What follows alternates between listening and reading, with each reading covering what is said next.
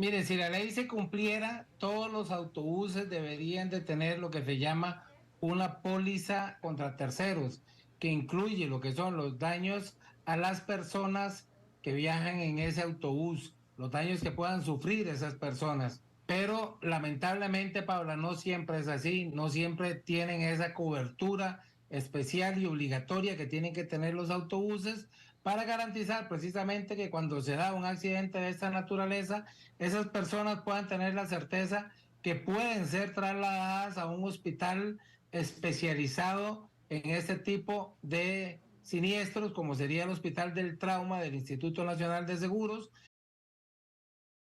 Feliz día. Y feliz Gracias. día a ustedes también que nos acompañan. Algo que definitivamente sí no fue nada bonito fue lo que ocurrió justamente esta mañana con un autobús en el sector de Heredia, para ser específico, en una cuneta al frente del Conservatorio Castella. Y es que le voy a comentar para ponerle en contexto. Hay una persona trasladada en condición delicada, otros en condición estable, y resulta que fue el resultado del accidente que ocurrió esta mañana, donde un autobús cayó sobre una cuenta en las inmediaciones del Conservatorio Castella. Como les decía, son 50 personas que viajaban en el automotor cuando ocurrió el percance.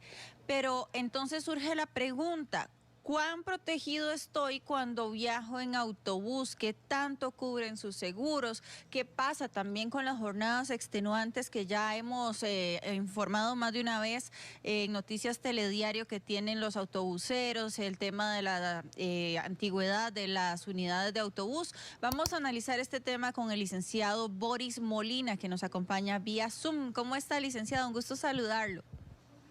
Un gran abrazo, Paula, y muy Igual. contento como siempre de estar por acá. Muchas gracias, licenciado. A veces dicen que para morir solamente hay que estar vivo. Afortunadamente no es el caso de estas 50 personas, pero pudo serlo. ¿Cuán protegidos estamos de verdad cuando nos subimos a una unidad de autobús que tal vez o no está en sus mejores condiciones, o el chofer tal vez sufre de agotamiento?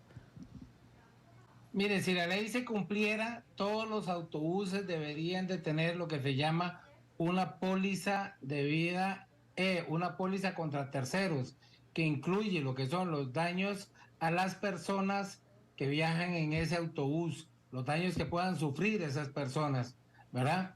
Pero lamentablemente, Paula, no siempre es así, no siempre tienen esa cobertura especial y obligatoria que tienen que tener los autobuses para garantizar precisamente que cuando se da un accidente de esta naturaleza, esas personas puedan tener la certeza que pueden ser trasladadas a un hospital especializado en este tipo de siniestros, como sería el Hospital del Trauma del Instituto Nacional de Seguros, y entonces puedan ser ahí atendidos, pero no con la póliza básica, que es lo que conocemos como el seguro obligatorio de automóviles o el SOA, sino también con una póliza extendida, que sería esta obligatoria que le digo que tienen que tener los autobuses. En este caso es una cobertura que tiene que ver con el daño material que le puedan provocar a un tercero, pero también con el daño personal, con los daños físicos que le puedan causar a las personas que viajan en el autobús.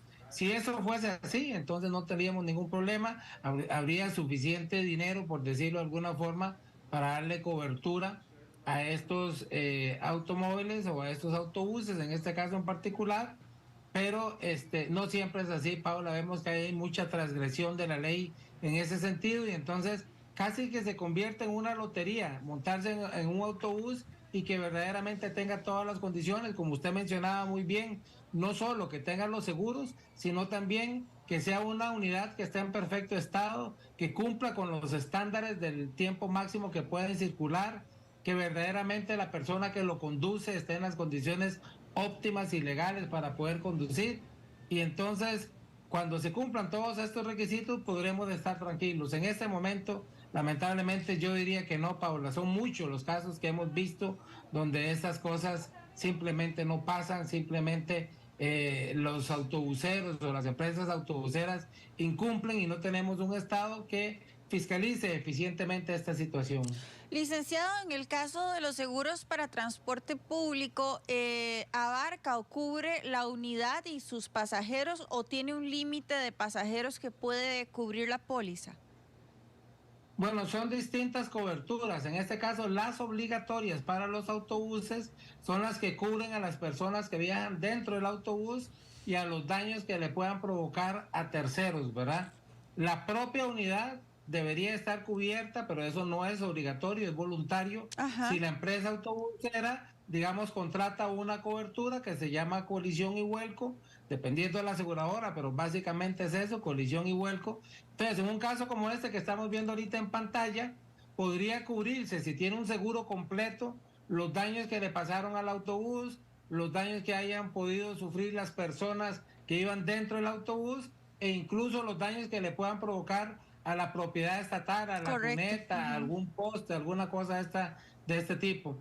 Pero no sabemos o no podemos tener certeza, ni en este caso en particular, ni en otro, si verdaderamente Ujú. cumplen, digamos, con el requisito de tener estas coberturas y estos seguros, una parte obligatoria, otra parte voluntaria. Ahora, licenciado, ya con base en su criterio legal, dice usted que no son obligatorias ciertas pólizas, deberían serlo para salvaguardar la integridad de los pasajeros que se suben ahí. Estamos hablando también de niños y adultos mayores o personas con algún tipo de discapacidad que pueden sufrir daños todavía más severos. Digamos que las que ya son obligatorias, Paula, cubren eso perfectamente. El asunto es fiscalizar que efectivamente los autobuses la tengan y la tengan por el monto adecuado. ¿Le Si corresponde tenemos al un autobús, CTP? Perdón, licenciado, ¿le corresponde al CTP?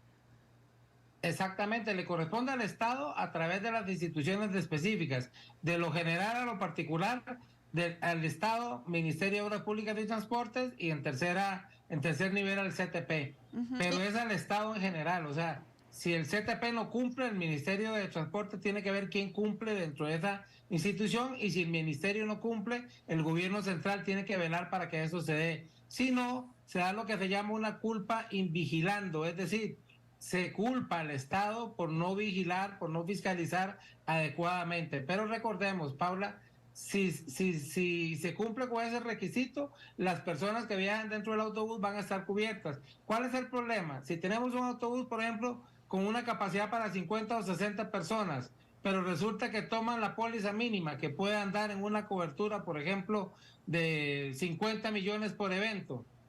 Y si se da un evento catastrófico, eso no va a alcanzar para nada. No. Lo ideal es que sea proporcional a la capacidad del autobús y a las condiciones del autobús. O sea, si son 50, 60 personas, que tenga por lo menos 500 millones de cobertura, entonces, ¿verdad? Ujú. El asunto es si están dispuestos las empresas autobuseras a pagar eso y sobre todo si está informado y está calificado el Estado a través de esas instituciones para hacer el cobro debido de la cobertura que necesita cada vehículo en particular. Ujú. Ahora, bueno, nada más para las personas que van a transitar por esa vía hacia, con sentido hacia La Juela, está colapsada la vía, entonces para que lo tomen también en cuenta, tomen rutas alternas.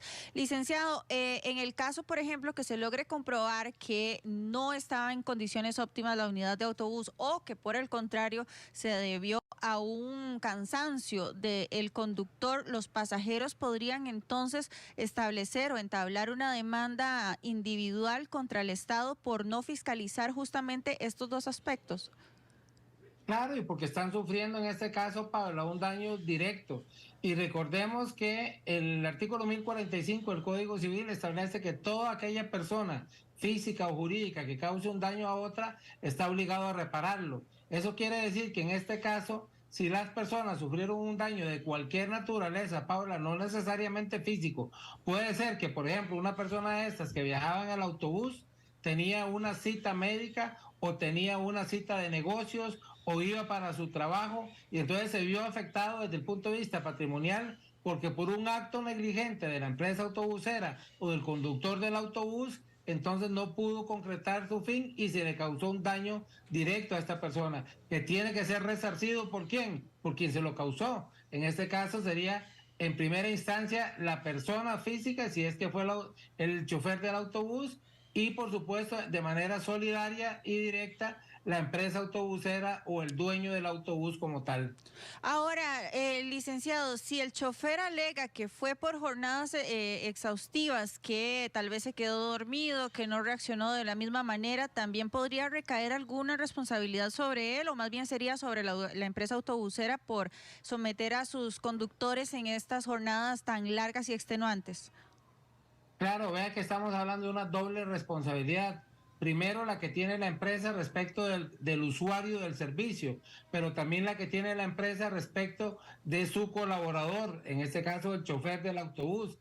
Si el chofer del autobús demuestra que lo están sometiendo a esas jornadas extenuantes, por supuesto que habría una responsabilidad directa de él, respecto de él, en este caso, para la empresa, pero frente al usuario serían las dos personas, tanto el chofer como la empresa. Siempre la empresa de alguna forma o el dueño del autobús van a tener que responder en forma directa porque efectivamente para eso es que se les da una concesión. Recordemos que los autobuses brindan un servicio en nombre del Estado. Eso es lo que significa una concesión. Entonces, si yo le doy a usted, Paula, un permiso para que usted pueda actuar en mi nombre, usted tiene que hacerlo con las mismas condiciones que yo daría el servicio. Si eso no se cumple, entonces debe ser sancionado y la sanción primera puede ser que le quiten efectivamente la concesión, pero también tiene una sanción económica o patrimonial que sería resarcir el daño a quien se lo haya provocado. Pero licenciado, ¿por qué caería entonces la responsabilidad en el caso de comprobarse cansancio por parte del conductor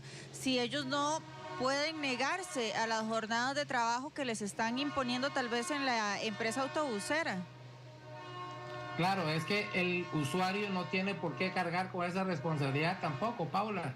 El usuario está a la vera de la persona y de la empresa que se toma el autobús. Entonces, si fuéramos usted y yo los que estamos en esa discusión y usted es la chofer del autobús, yo le digo, Paula, lo siento, si a usted la sometieron a esa jornada extenuante, su deber respecto de mi persona era decir, mire, lo siento, el patrón no me está obligando a manejar, pero si yo manejo en estas condiciones voy a poner en peligro su vida. Entonces yo le digo, ay, Pablo, usted es responsable frente a mí. Vaya a reclamarle a su patrono ya las condiciones laborales y específicas en el contrato que usted tiene con él. Pero yo no tengo por qué salir rascando, diríamos popularmente, por un error suyo al no plantarse frente al patrón en una cuestión tan importante, porque si usted sabe que está cansada y si usted sabe que no puede manejar, aunque el patrón no le diga, usted sabe que también que si alguna persona sufre un daño o se muere por culpa suya, usted tiene que asumir las consecuencias. Usted no puede decir, no, es que el patrón no me obligó. No, nadie puede obligarle a usted a hacer un acto ilícito. Ok, ahora quiero aprovechar estas imágenes que estamos viendo ahorita en pantalla, licenciado. Le están quitando las placas al autobús. ¿En qué caso se da esto? ¿Podría ser entonces que hubiese un incumplimiento en el estado de la unidad autobusera en este momento y que por eso le están quitando las placas? ¿O podría haber otra razón? Qué barbaridad, Paulita. No, usted tiene un razonamiento jurídico demasiado bueno. Yo siempre se lo piropeo, porque efectivamente yo estaba pensando en lo mismo. Si vemos a un oficial quitándole las placas, es muy seguro que ese oficial descubrió que había alguna cosa irregular, alguna cosa anómala, que ese autobús no estaba cumpliendo con los requisitos para circular. Y entonces el retiro de las placas significa precisamente eso. No habría ningún motivo para que un accidente normal o tradicional dentro de las condiciones de legislación, digamos, habitual, le tenga que estar quitando las placas. Entonces, la conclusión a la que usted llega es la misma a la que yo llego. Posiblemente hay algo raro, como dicen ahí, porque no tendría que quitarle las placas si todo estuviera en orden. Sí, lo que hablábamos justamente al inicio de quién fiscaliza entonces que esas unidades de autobús estén en las condiciones óptimas y también la responsabilidad que recae sobre la empresa autobusera sabiendo que tal vez ya su unidad cumplió el límite establecido Claro. de vida útil de acuerdo con la ley.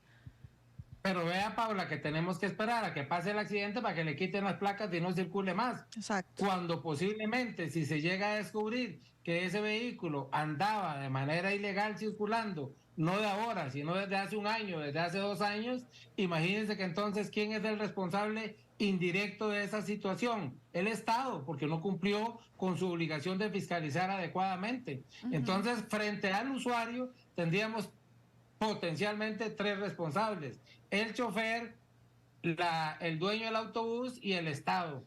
Y entre ellos, entre los intermedios, entre el chofer, el autobús y el Estado, se tienen que pelear entre ellos para ver quién tiene más o menos responsabilidad. Pero a mí como usuario, volviendo al ejemplo anterior, para mí los 3 están en esa cadena de consumo y los 3 me tienen que pagar, o se las tienen que arreglar entre ellos para ver quién paga, pero el usuario es el último de esa cadena y no tiene por qué pagar las consecuencias de los errores de los demás. Él se monta en un autobús esperando y deseando que va a servir que va a tener un servicio óptimo y que no van a pasar este tipo de cosas que son ajenas totalmente a su voluntad. Y es que ahorita que usted dice eso, licenciado, me acuerdo específicamente del caso del año pasado, si no me equivoco, en el segundo semestre del año pasado, que hubo un problema con oficiales de fuerza pública que se negaban a manejar las patrullas por las condiciones deplorables en las que estaban. Claramente, entonces, podría también proceder con este mismo ejemplo los conductores de los autobuses para no subirse ellos ni subir a más gente en una unidad que en cualquier momento podría fallar. Claro, ese sería, en este caso particular, Paula, un derecho que tendría ese trabajador, ese colaborador de la empresa en protección del usuario. O sea, ya no solo sus propios derechos, sino los derechos de los usuarios. Entonces él perfectamente puede decir, no, mire, yo no voy a manejar ese vehículo porque hace días les estoy diciendo que le revisen los frenos y no se los han revisado. Hace días tiene vencido el permiso para circular.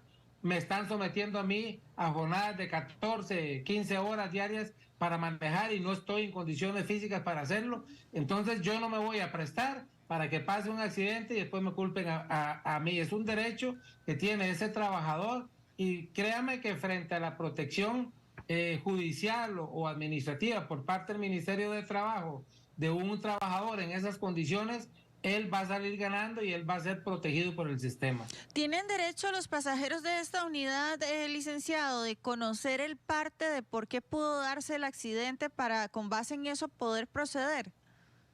Absolutamente, Paula. Cuando se presente la denuncia, si es que lo hacen en la vía penal o si lo hacen en la vía contenciosa en este caso o civil, podrían perfectamente pedir como prueba, que de hecho va a estar, todo el parte va a estar, digamos, en el expediente del proceso de tránsito también, ¿verdad? Pero es un derecho de las personas que se vieron afectadas pedir todo aquel tipo de prueba que pueda servir precisamente para demostrar que se le causó un daño y que tiene que ser reparado o por la empresa o por quien lo haya causado. Licenciado Boris Molina, como siempre, muchas gracias por su claridad y su disposición de atendernos, y ahora con este accidente de última hora, muchísimas gracias y que tenga un lindo día. A su total servicio y que la pase excelente, Paulita. Igualmente. Buenos días, licenciado.